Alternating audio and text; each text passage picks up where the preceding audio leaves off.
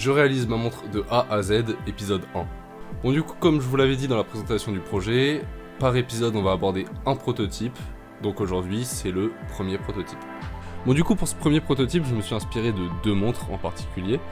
La première c'est la Hamilton Khaki Field, j'ai essayé de la recopier un peu sur son bracelet, qui utilise un bracelet en nylon NATO. Et la deuxième c'est un peu les montres Hublot en général, avec les 4 vis juste là. Vis qui vont servir justement à lire l'heure. Parlons maintenant du mouvement. Le but ici c'était d'avoir une montre squelettique, donc on peut voir le mouvement entièrement. Du coup j'ai pris un mouvement le plus bas de gamme, enfin le moins cher possible pour faire mon premier prototype.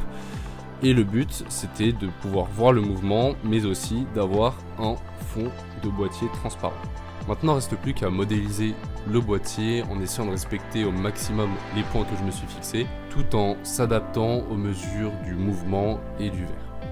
Bon, une fois toutes les étapes réalisées, on arrive enfin à notre premier prototype.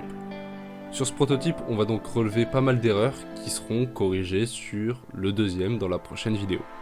Pour ce qui est des erreurs, il y en a quand même pas mal, mine de rien. Premièrement, j'avais donné un arrondi ici qui fait que la vis ressort ici. Bon, on va pas se mentir que c'est quelque chose qu'on va essayer d'éviter.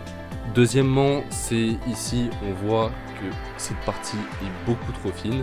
Donc une fois que le bracelet tire un peu trop dessus, ça risque de casser. Et enfin, d'après moi, la plus grosse erreur que j'ai faite sur ce prototype est lors du dimensionnement. Enfin, surtout lors de la commande du verre, parce que du coup, ça entraîne une épaisseur à 12,5 et un diamètre de boîtier à 42 mm.